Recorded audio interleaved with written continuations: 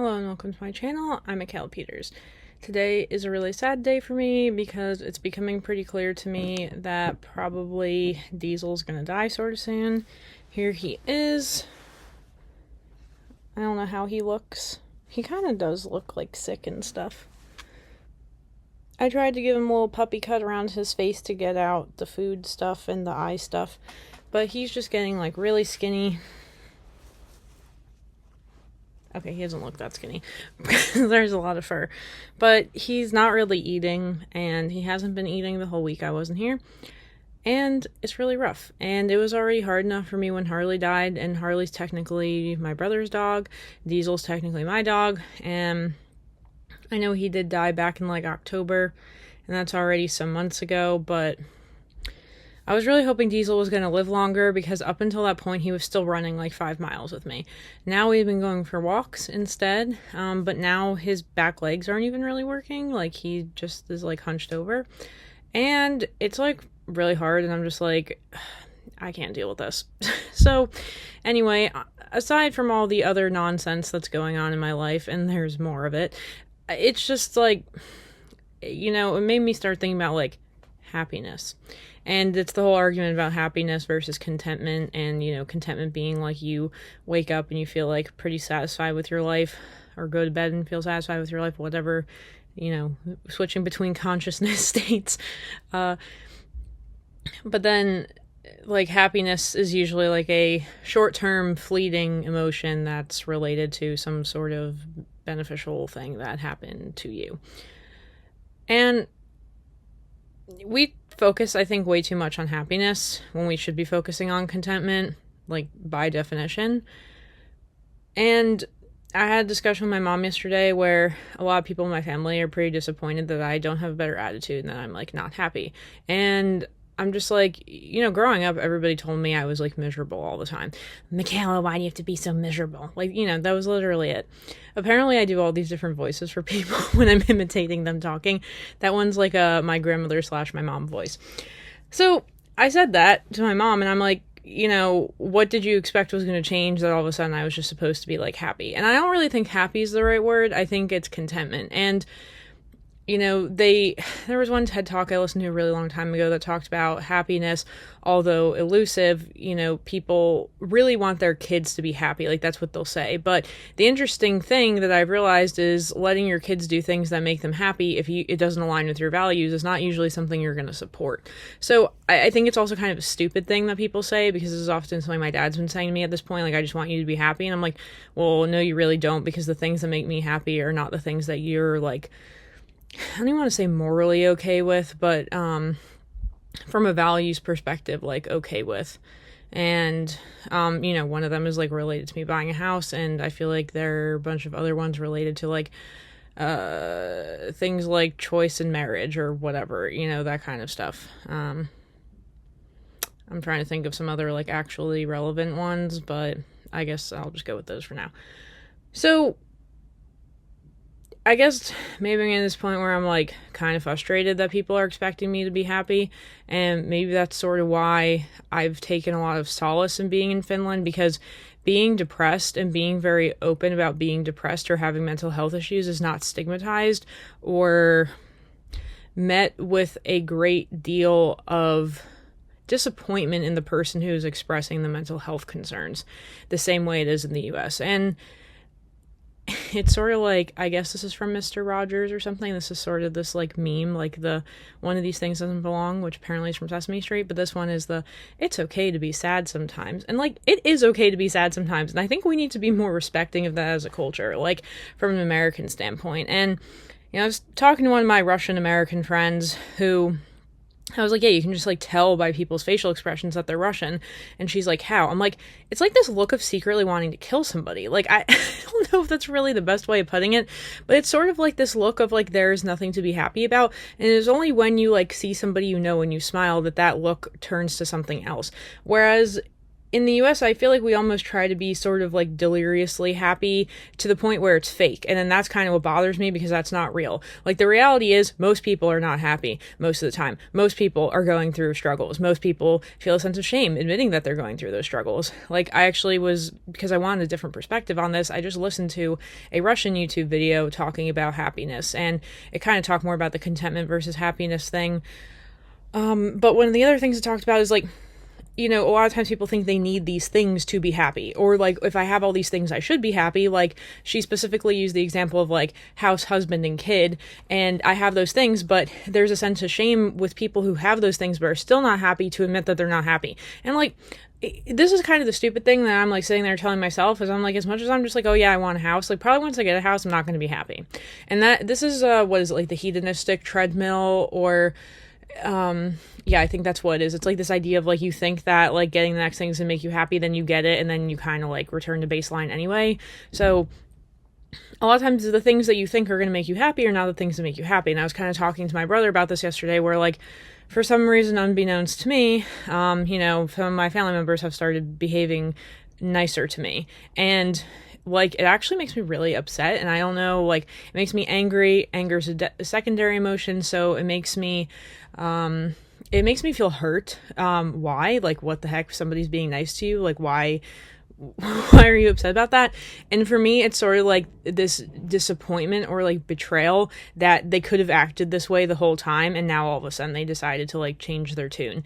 And it's sort of like this rage that I've been feeling for years no longer feels justified. And on one hand, I should be happy and appreciative and relieved that I finally got the outcome that I got, but it's sort of like I got used to like being treated badly. Ugh. But, like, I was used to that for so long, so now it feels like uncomfortable. And so that's the thing, I think, too, and somebody had said this to me, a lot of times if you're upset and you're used to being upset and you try to change that, like, it can be really uncomfortable. And it's true, like, I feel like I've gotten used to sort of being miserable, and so, like, this idea of things should be better or could be better, it's like maybe very hard for me to grasp, or I think maybe sometimes you feel like you don't deserve it. Ugh, yeah, it's very loaded. And it kind of made me think about like this whole like admitting you're unhappy even though your circumstances look great, and there's a sort of shame around this. It made me think about all the like vulnerability stuff that they talk a lot about in, psychology, and like, it is hard to be like vulnerable with people. Like, I was actually talking to my brother about this, like, anybody I've dated, I've never like told certain things to, and he's like, so you've never actually like been vulnerable with anybody? I'm like, yeah, no. Like, and it seems really weird because I do feel like I'm a really open person and I talk very openly about my struggles, and I think that's important, but there are certain things that like I just don't think anybody deserves to know, and it's like some pretty heavy stuff. So like, I don't know. I mean, it's an interesting concept. So, I don't know. I guess what I'm getting at here is like, I kind of talk about this a lot. Like, I feel like I've been treated critically or had a lot of expectations placed upon me. How much of that is my fault versus reality? Unclear. But the idea that there's a disappointment around the fact that I'm not happy, and then I'm miserable, and then I can't be happy, and that's honestly hard. It's because, like, it's okay to not be happy, and people get frustrated with you, and, you need a healthy outlet to express that, whether it's journaling, a therapist, talking to a friend, whatever, blah, blah, blah, talking all this crap about it on your YouTube channel. But, and I feel like that's kind of what this has become, and like, I really need to think about how I'm gonna, change this channel moving forward. There's just like a lot of transition stuff going on right now. Moving, even though there's all this stuff still in the background. Right now it's like the decision I feel like has been made for me by my parents. I don't really like that. I'm like fighting that and not appreciating the support and all that. But it's, it's not what I want. It's what they want. And I've talked about this a lot. It's like living a life for me, not for my parents. Impossible. And, I was reading some article about this a while ago, but it has to do with the fact that, like, when you're a kid, like, you need your parents to survive. When you're an adult, not as much. However, now that things are so financially screwed, a lot of people do need the help of their parents, even when they're very old, and it's very embarrassing to admit that, and I don't like that at all. Like, the number of people I've known whose parents have helped them buy their first house, probably still the majority, for those who actually have houses, but whatever. So, yeah, it's okay to be sad sometimes, and, I just accept that with certain, like, life transitions that are going on, this moving thing. I hate moving. It's, like, this big emotional thing. Like, I cried when I moved out of my my one room in Finland, and I literally like moved down the street. And then I cried when I moved there because I was really happy. You know, that kind of crying. So, I don't know. I think, because what I'm trying to say is making people feel bad for not being happy. I think it's a little bit inappropriate. Like, I don't even know what other word to use because, like, you know what it is? It's invalidating somebody's emotions. And if people are unhappy, they're unhappy, and like, let them be unhappy. That's their choice. It means you may not want to talk to the person. You may not want to be around the person. You may get tired of trying to emotionally support the person. All those things are fine, but letting the person know, like, you don't have to not be happy, or, you know, you can like change things. Like, yeah, that's true, but it's sort of like you can't change other people for them. They have to want to change themselves. And one of the things I also thought about while I was brainstorming this video was one time one of my friends in Finland said to me that, like, he just, like, chronically feels empty. And then I just go, yeah, it's not normal, right? And he's like, what are you implying? And I mean, really, I did not say this because it would be rude. But that, you know, that is like number one criteria for like a personality disorder. And whatever, a lot of people could have that feeling and not have a personality disorder because you have to hit like, you know, 6 out of the 9 or whatever, 5 out of the 9 criteria to meet one. But like, you know, those feelings of chronic emptiness, like, unfortunately are not something that is experienced by everybody. And it sucks, but like, that is still a legitimate human experience and psychological experience that belongs to that person. I kind of understood it because, to be very honest with you, I never really had that chronic feeling of emptiness until I lived in Finland and was just less distracted. In the US, it feels like I'm so chronically distracted that even like making time for friends or making time to finish laundry or making time to like drive somewhere, it's just like overwhelming. And then sometimes I get so exhausted that I just sit around and I'm like, why can't I get myself to do anything? And then I'm like, am I depressed? And the answer might be maybe. Don't know, honestly, at this point. But yeah, so being sad and being unhappy is a legitimate experience, and I don't think it's an experience that people deserve to take away from other people. And I know it's like, that sounds really whack, but you know, that's how I feel. So like, if people want to be unhappy, let them be unhappy, because if they want to be happy, only they are in control of that, right? Like, happiness is not what your external circumstances look to be. Happiness is an inside job, as I've already said. And you know, as much as you may want to like save people or help people or go after people that you think you can help make feel better, it's like, you can help, but like, they're the ones ultimately who are deciding whether they want to do the work or not. And like, that's a really hard thing to accept. And it doesn't mean that you can't try to be supportive of people. Like, I know I like to talk things out. I know I have friends who like to talk things out when they're in the bad place, and that's fine too. But, you know, I don't think that, maybe what I'm trying to say is, I don't think like being happy is the goal in life. I know a lot of people think it is. I think the goal is to like cope with reality. It's to just like get through every day the best that you can, function the best that you can, be a productive member of society, hold down a job. My philosophy on work has always been do a job where at the end of the day you don't want to kill yourself or somebody else. I said that to somebody in Hawaii and they seemed really disturbed by that, and I'm like, I've been saying this for like 10 years. It's like really how I feel. So yeah, there are a lot of jobs I know I could not do. Being a nurse is number one at the top of that list, to be honest with you. But so, you know, shout out to those people who can do that, because couldn't be me. Yeah, so, yeah, I was actually talking to my mom about it. I was like, I think my job would be hard for some people because you just sit down and, like, focus, and not everybody likes to do that. So, yeah, it's kind of like being in school, but with having a manager you have to talk to instead of a teacher.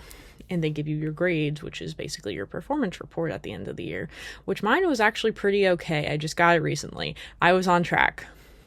And considering I've been feeling like a dumpster fire all year, I was honestly, that's like one of the things recently that made me happy. I should think about that more.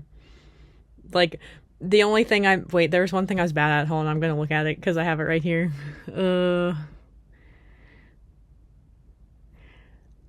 I'm good at requesting feedback. I'm not good at like giving other people feedback. That may be because I really don't like to be critical of other people, because I really don't like when people are critical of me, even though I kind of like welcome and accept it because I'm always trying to improve. But I need to be more like giving feedback and more engaged in like other people's work and try and make comments on it. That's like the only issue I had. Other than that, they think I'm pretty good at communicating. I don't know why that's a little shocking to me, but it is. Even though I have a whole YouTube channel where I'm constantly communicating with thousands of people a day, and for some reason they listen to me talk, which I like. I'm going to tell you, I regularly think about how bizarre that is that people actually like listening to me talk, because I just feel like I ramble around random crap, and for some reason it's interesting to people, and I still don't know why. So there are a lot of times where like I'm just like, I want to quit YouTube so bad. I want to quit YouTube so bad because I just can't handle it. And then like I think about my fans and I'm like, I have to do it for them, you know. Ugh. Yeah. Okay, I don't know. Whatever. So that's the point. Happiness is elusive, and just don't worry about it. Like, it's okay to feel however you feel. As they say in the DBT skills class, dialectic behavioral therapy, all feelings are valid. Not all feelings are justified. So every feeling you feel is valid. Doesn't mean you should feel that way, but it is okay to feel that way, and you need to accept that you feel that way before you can begin working through the emotion. So if you're not happy, it's okay. That's all I have to say. All right, so until tomorrow, I have to think of more stuff to talk about. I gotta do some editing. I gotta get some pictures go. Like, there's a lot, to do. So much to do. There's like a whole mess behind me. I'm trying to do laundry, and it's just like, it's so much stuff, and I have to pack for Finland, and then I'm worrying about Diesel dying because these are like our last moments together, and sorry, I'm not dropping another shy of 1,000K to come back home on an emergency run just to bury this one. That's really sad, but like, I almost just don't even want to go to Finland just because I can't deal with this. It's just hard. I feel like he's probably going to go in a week. Any day now. He can't even walk. And that's why I'm not happy today. Okay. Oh, all right. So until tomorrow, I guess. All right. Thanks, everybody. Bye.